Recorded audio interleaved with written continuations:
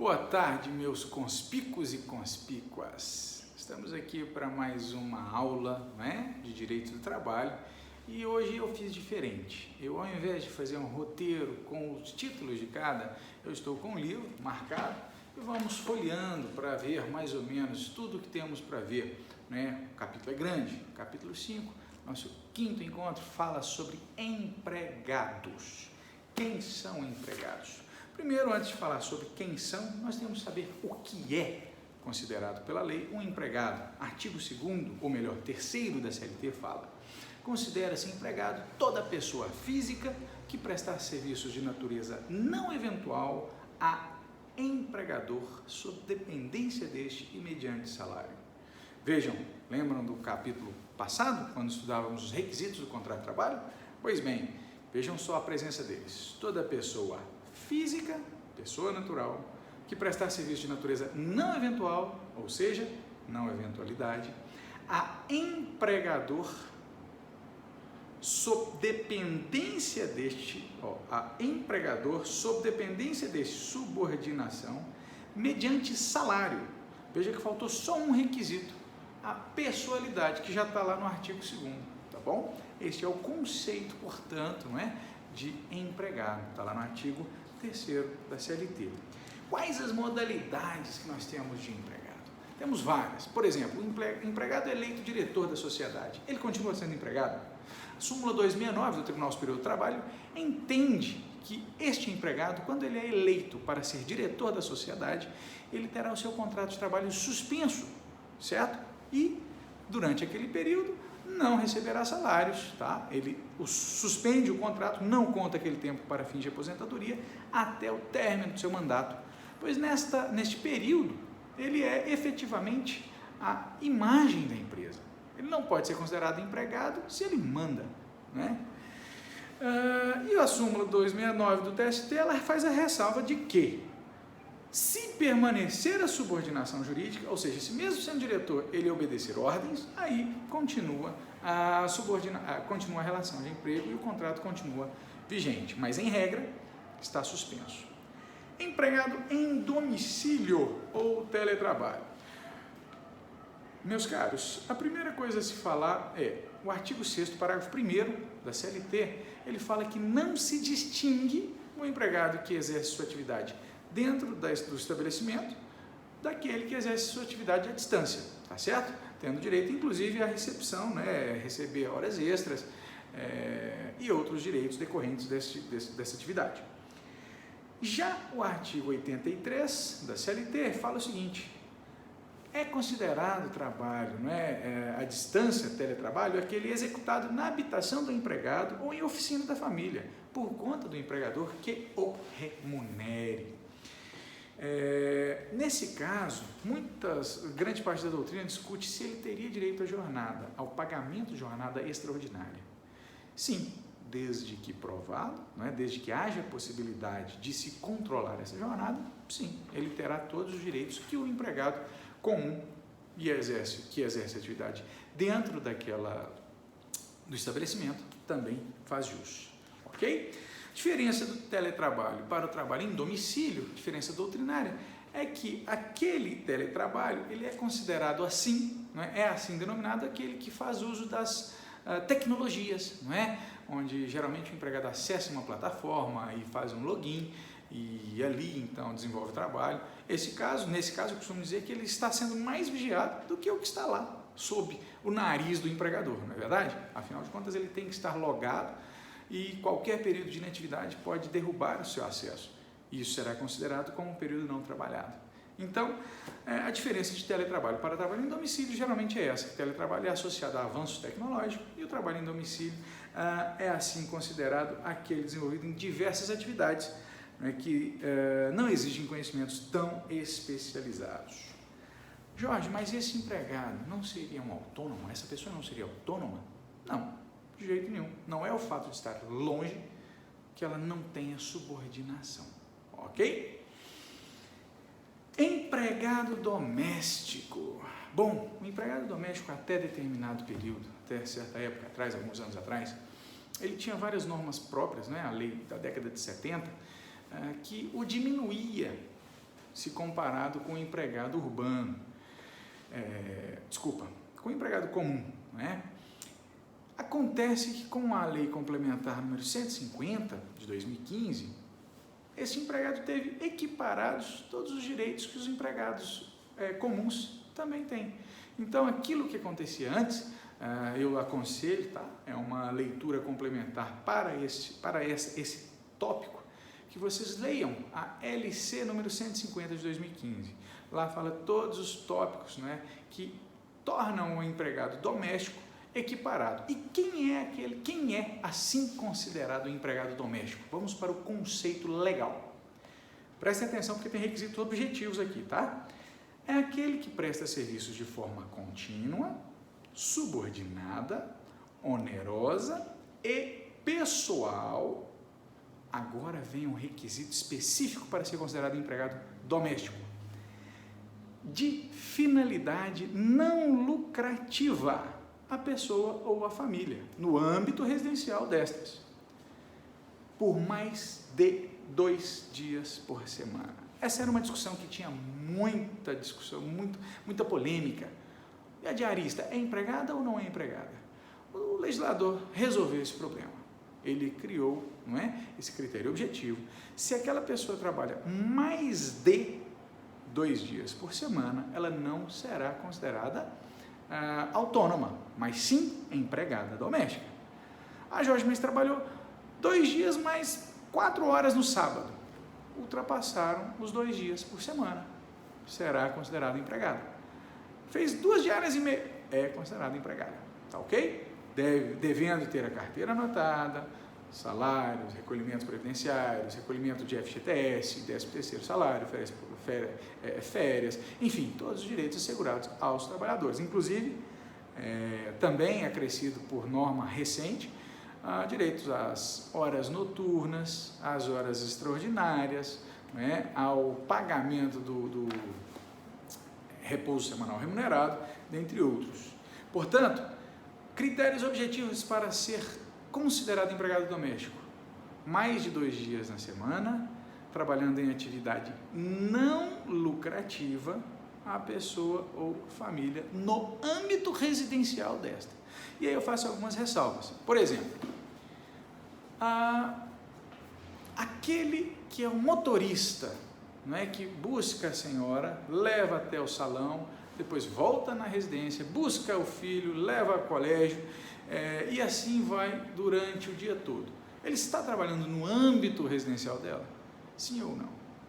Sim, ele está prestando um serviço que não tem natureza lucrativa. E no âmbito de atender a família, por mais que o local onde ele esteja não seja o terreno ali, digamos assim, a situação geográfica da casa onde ele presta os serviços, ok? Todos os direitos constitucionais estão assegurados a este empregado. E é importante salientar que o trabalho, né, é proibido, trabalho doméstico para menor de 18 anos, tá bom? Isso é uma vedação legal e não há como se fugir desta proibição. É importante salientar também que neste caso do empregado doméstico, há a obrigatoriedade do empregador em fazer o registro de jornada, mesmo que ele só tenha um empregado. E eu digo isso por quê? Porque no âmbito empresarial, eu posso ter até 20 empregados e não controlar a jornada. Não precisa obrigatoriamente. Já no âmbito doméstico, não. Basta que eu tenha um empregado, que ela deve anotar a hora de entrada, hora de parada para o almoço, hora de retorno do almoço, hora de saída, todos os dias, tá bom? E esse é um ônus do empregador. Se ele não comprovar isso e aquele empregado vir a ajuizar uma reclamação pedindo horas extras, ele está fadado a ser condenado, ok? Salvo se tiver provas outras que comprovem eficazmente a jornada desse empregado. Sigamos, meus caros. A questão do empregado doméstico tem muita coisa, viu? Muitas normas aqui, e eu peço que vocês leiam, tá? A Lei Complementar número 150 de 2015, pois ela inovou no âmbito do emprego, da relação de emprego doméstico. Pois bem, Lei 5.000 1889 de 73, empregado rural. Vamos lá, vamos direto ao conceito, artigo 2º da 5889 de 73. Toda pessoa física que, em propriedade rural ou prédio rústico, presta serviços de natureza não eventual a empregador rural, sob dependência dele e mediante salário. Percebam que aqueles 5 requisitos que nós já estudamos no encontro passado, eles continuam presentes em todas essas relações, hein? Vejam só, mudando algumas características excepcionais, né? Algumas características que definem a especialidade do contrato. Então, meus caros, é considerado trabalhador rural, empregado rural, aquele que faz tudo aquilo que o urbano faz, porém, empregador rural. Meus caros, prestem atenção nessa expressão legal. A lei não fala que é empregado rural aquele que presta serviços na propriedade rural. Ela fala que é empregado rural aquele que presta serviços a empregador rural. Então eu tenho que saber quem é o empregador e não onde está sendo prestado o serviço. Porque muitas vezes, apesar de estar localizado dentro do ambiente da cidade, aquele estabelecimento faz uma atividade rural e aquele empregado será considerado empregado rural, tá bom? Tá, Jorge, mas por que eu tenho que saber diferenciar empregado rural de empregado urbano comum? Bom, é importante salientar, deixa eu achar aqui, para não cometer o erro de falar errado. Não, está lá no capítulo de jornada, nós veremos isso lá no capítulo de jornada. Mas enquanto, por exemplo, o empregado urbano tem direito a 20% de acréscimo na hora noturna, o empregado rural terá direito a 25%, ou seja, 5% a mais, né? E a jornada noturna dele é diferente da jornada noturna do empregado urbano. O empregado urbano é das 22 horas até as 5. Já o empregado rural, dependendo da atividade, né, pode começar às 9, às 21 horas ou às 20 horas, né, se ele trabalhar com atividade agropastoril a partir das 20 e se trabalhar atividade de lavoura a partir das 21, tá bom? E o valor também da hora do adicional noturno muda. Então é importante porque cada lei tem sua especificidade e os seus direitos, né, distintos. Vamos lá. Empregado, seguindo aqui nosso PLT. Empregado público. Quem é considerado empregado público? Toda pessoa física incumbida, definitiva ou transitória de alguma função estatal. Isso é o agente público. Pois bem, e empregado? Empregado público será considerado aquele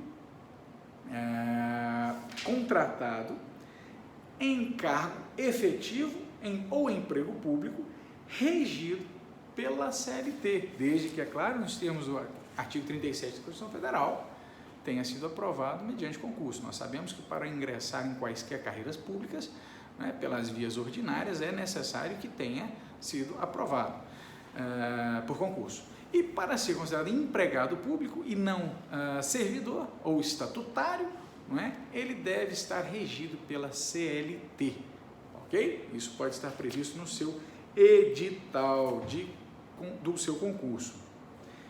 Então vamos lá, aqui ó, o PLT traz até uma distinção bacana. Servidor são aqueles que ocupam cargos públicos de provimento efetivo regulamentados por seu estatuto. Empregados públicos são aqueles servidores regidos pela legislação trabalhista. E tem os temporários, né, que são aqueles contratados por tempo determinado para necessidades excepcionais de interesse público. Essa é a distinção, ok? Vamos lá. Empregado aprendiz. Quem é este empregado? Primeiro vamos ver o que é considerado atividade de aprendizagem. Está lá no artigo 428 da CLT. Contrato de aprendizagem é o contrato de trabalho especial ajustado por escrito. Primeira determinação, critério objetivo. Ele deve ser expresso. E por prazo determinado, ou seja, ele não pode ser indeterminado, em que o empregador se compromete a assegurar a maior de 14 anos e menor de 24 anos, vejam que tem um limite etário, assegurar a maior de 14 e menor de 24, inscrito em programa de aprendizagem, formação técnico-profissional metódica, compatível com seu desenvolvimento físico, moral, psicológico, enfim. Eu, empregador, devo garantir e assegurar ao empregado entre 14 e 24 anos, ressalvadas as disposições legais, no caso para aquele portador de necessidade especial, que aí ele não precisa, ele poderá ultrapassar a idade máxima de 24 anos e ser aprendiz, tá?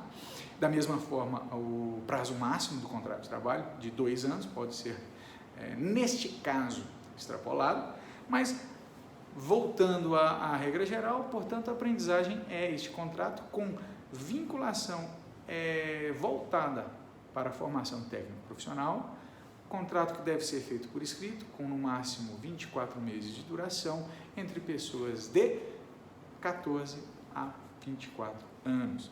Portanto, eu costumo dizer que é errado usarmos o termo menor aprendiz. Por quê? Porque nem sempre aquele empregado terá menos de 18 anos, não é? Pode ser que ele tenha 22, 23, 24 anos, ok? Bom, seguindo, importante salientar também que o aprendiz tem outra característica. O FGTS dele será recolhido em apenas 2%, né? Já que esta condição de aprendiz é uma forma do Estado, do legislador, em incentivar o início profissional, né? Início da carreira. E tem limitações também, né? Uma empresa não pode contratar só aprendiz. Claro, por quê? Porque ela estaria aí malferindo preceitos legais e burlando aí então essa questão da limitação máxima. Pois bem, eu disse já da ressalva da pessoa portadora de deficiência, não é? O aprendiz pode passar de 24 anos, nos termos do artigo 433 da CLT, tá bom?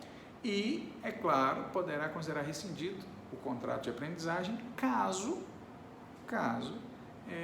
ele tenha seu intelecto ou sua formação moral, psicológica considerada ofendida pelo empregador, tá bom? Vamos lá, ele tem direito à anotação da carteira, remuneração não inferior ao salário mínimo, repouso semanal de 24 horas, apoio técnico e administrativo e financeiro no desempenho de suas funções, tá certo? A empresa que oferece o trabalho de aprendiz, ela acompanhará esse contrato, tá? 30 dias de férias, benefícios previdenciários, esse período todo será anotado na carteira de trabalho e será recolhida a Previdência Social, 13º salário e FGTS, tá bom? Lembrando que este é no percentual de 2%. Bom, meus caros, segunda parte, não é? Segundo tópico de nosso encontro, o 5º capítulo, é referente à identificação profissional e registro do empregado. Carteira de trabalho e Previdência Social. Está aí, documento criado por Getúlio Vargas, em 1942, que hoje já não existe mais no papel, não é? Foi recentemente determinada a não mais confecção em papel da carteira de trabalho, agora ela é feita totalmente de forma digital. Mas o importante é o que ela representa. Ela representa a vida, a história profissional daquela pessoa, daquele cidadão. Nela são anotados férias, aumentos de salário, mudança de função, afastamento previdenciário, né, para auxílio doença, ou auxílio acidente, ou auxílio maternidade, enfim, todas as características daqueles contratos são anotados, né, na carteira de trabalho. Jorge, mas você disse na aula passada que não é obrigatório, ou melhor, que existe contrato de trabalho mesmo se ele for combinado de forma tácita, ou seja, se não for expresso. Sim, existe, é fato, não é? Lembrem-se sempre do princípio da primazia da realidade. Mas o fato dele existir não significa dizer que o empregador não será punido por não tê-lo anotado na carteira de trabalho. Esta é uma obrigação administrativa do empregador. Portanto, ele terá um prazo legal para fazer essa anotação no documento. Lembrando que a carteira de trabalho também poderá ser usada para casos de relação de contrato urbano, rural, doméstico, trabalhador temporário, que é aquele que presta serviços através de empresa de trabalho temporário e ainda autônomo, tá? Está lá no artigo 13 da CLT. O autônomo também pode anotar sua carteira e ele próprio recolher para a Previdência Social, evitando assim ficar descoberto e desamparado no final de sua vida, não é verdade? Artigo 29 fala que a CLT, 29 da CLT fala que a carteira de trabalho deve ser apresentada mediante recibo pelo trabalhador ao empregador, que terá 48 horas para nela anotar a data de admissão, remuneração e condições daquele contrato. Meus caros, uma ressalva, um apontamento importantíssimo, inclusive eu já vi isso muito na Justiça, é a questão relativa às informações desabonadoras na carteira de trabalho. É fato que muitas vezes o contrato não termina da forma como esperam as partes. Nem por isso o empregador tem o direito de anotar naquela carteira algo que vá impedir ou atrapalhar naquele empregado, o empregador tem o direito de anotar algo que vai impedir ou atrapalhar que o empregado consiga uma nova colocação profissional. E isso, se ele o fizer, pode gerar inclusive um direito deste empregado em receber indenização. Tá certo? E no direito a gente usa o termo indenização in re ipsa, ou seja, que independerá de prova. Basta que o empregado apresente aquele documento com uma informação desabonadora para a Justiça do Trabalho para que aquele empregador seja condenado por danos morais. Ele está violando a individualidade, o direito de recolocação profissional daquele empregado. E aí você me pergunta, mas Jorge, e se o meu empregado foi mandado embora com justa causa? Ele pegou dinheiro lá no caixa e eu mandei embora com justa causa, eu tenho provas disso. Ainda assim, esta informação desabonadora não poderá ser colocada na carteira de trabalho. Bom? Por quê? Porque isso poderá gerar direito à indenização por danos morais. Então nem a escusa da verdade eu posso usar? Não, nem a verdade real. Por quê? Porque ofende princípio. Isso foi um julgado de 2016, se não me engano, aqui do Tribunal Regional do Trabalho da 18ª Região, na qual o desembargador Gentil, na condição de relator, falou: existem princípios em conflito. Princípio da verdade real em conflito com o princípio da dignidade da pessoa humana, consistente na recolocação profissional. E aí o princípio da dignidade sobrepõe. É bem verdade que o meu conselho sempre, nesses casos, é que o empregador que não tenha informações positivas, como você vai clicar aí no joinha para cima, se o empregador não tem informação positiva, ele não pode dar informação negativa, tá bom? É uma forma de tentar ressalvar e resguardar aquele emprego. Por fim, para encerrar nosso encontro de hoje, é importante lembrar que as anotações constantes na carteira de trabalho não são verdade absoluta, tá certo? Elas são consideradas, elas têm presunção relativa de veracidade, ou seja, se provar que aquilo que está escrito não é verdade, o juiz poderá alterar aquele teor. Exemplo, eu anoto na carteira de um empregado que ele receberá R$ 1.200 e pago R$ 3.000 para esse empregado. Mas por que uma pessoa faria isso? Para fugir, não é? Para diminuir o valor que ela deverá pagar para a Previdência Social, para diminuir o valor que ela deverá depositar no fundo, na conta de fundo de garantia desse empregado. Nesse caso, nós estamos diante do típico, né, do clássico salário por fora, ou à margem, ou extra folha. Neste caso, se o empregado comprovar na justiça que recebia mais, ele terá direito a receber todas as verbas decorrentes daquele salário cheio, ou seja, dos R$ 3.000, e não apenas daqueles 1.200 que o empregador fez o recolhimento habitual. É isso, meus amigos. De forma reduzida, este é o teor do nosso capítulo 5, não é? Eu aconselho veementemente que leiam-no, pois é muito importante conhecermos os atores dessa relação para então passarmos aos demais nuances do contrato de trabalho, tá bom? E até a próxima, se Deus quiser, meus conspícuos e conspícuas. Forte abraço!